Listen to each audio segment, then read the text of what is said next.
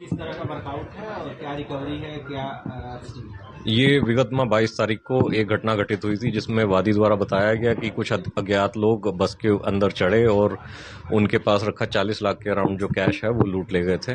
उसी में एक मुकदमा रामनगर थाने में पंजीकृत हुआ और एक special team additional DCP Kashi zone के अंडर में गठित की गई, जिसके द्वारा ये सफल अनावरण किया गया है। इसमें सीसीटीवी फुटेज और सीडीआर कॉल डिटेल रिकॉर्ड्स के बेसिस पे कुछ अभियुक्त के नाम प्रकाश में आए थे, जिसमें 2 अभियुक्त गिरफ्तार कर लिए गए हैं। एक सब इंस्पेक्टर हैं यहाँ पे जो पोस्टेड रहे हैं, उनकी भी भूमिका संदिग्ध आई है।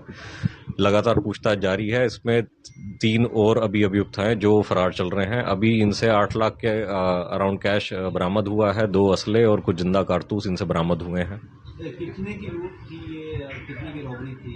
ये जो इनका मोडस ऑपरेंडी है उसमें वादी ने ये बताया था कि टोटल 93 लाख के अराउंड ये कैश उनके पास था, लेकिन जो लूटे गए पैसे थे वो सिर्फ 42 लाख कुछ के अराउंड धनराशि उनसे लेके गए थे। तो जो मोडस ऑपरेंडी इनकी सामने आई थी वो ये थी कि जो यहाँ पे इनका जो मुखबिर है, जो वहाँ पे वॉच करता है कि कौन कितने पैसे लेके चल रहा है, उनके पास जो टोटल धनराशि होती है वो कभी पूरी नहीं लूटते हैं। उसमें से सिर्फ आधी धनराशि लेकर के बाकी वापस कर देते हैं, जिसके डर से अगला जो है कंप्लेंट नहीं करता है।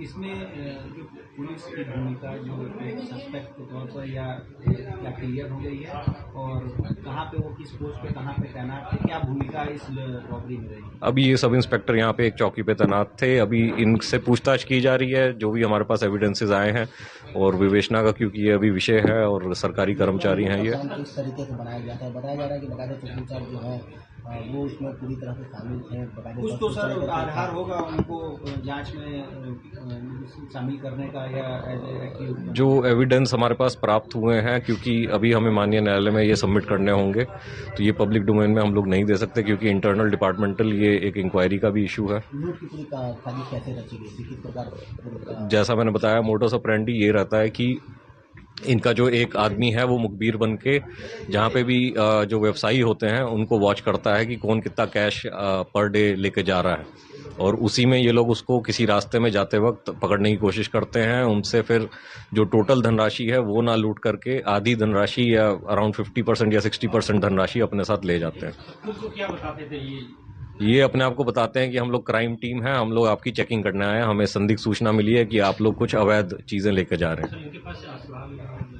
2 असले बरामद हुए हैं और कुछ जिंदा कारतूस बरामद हुए हैं। वर्दी में यूनिफॉर्म में रहते हुए करते रहे कि किस तरह से सिविल ड्रेस में ही? इसकी अभी पूछताछ की जा रही है कि कहाँ कहाँ हमारे को फुटेज मिल पाएगा जहाँ पे ये वर्दी इन्होंने यूज करी है कि नहीं करी है। सर, प्राथमिक जांच में ये कुछ बातें सामने आ रही है कि ये लोग और भी घटनाओं को अंजाम दे चुके हैं, इस पर भी कार्रवाई होगी?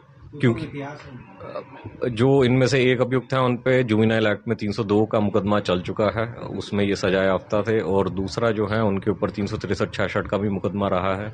इसके अलावा जो घटनाएं बताई जा रही हैं कि पूर्व में भी की गई हैं, क्योंकि किसी ने हमें लिखित सूचना नहीं दी थी। जैसा बताया गया कि व्यापारी जब आधा पैसा लूट लिया जाता था तो कोशिश करते कि कंप्लेंट ना हो, यही मोडस ऑपरेंडी का फायदा उठाते थे ये लोग।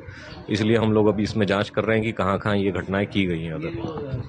उनके बारे में क्या नाम है, कहाँ पे वो आपको जो प्रेस नोट प्रदान किया गया है उसके अंदर पूरी जानकारी है, जहाँ जहाँ ये रहे हैं। भूमिका सब कुछ क्या रही होगी? लगातार ये टच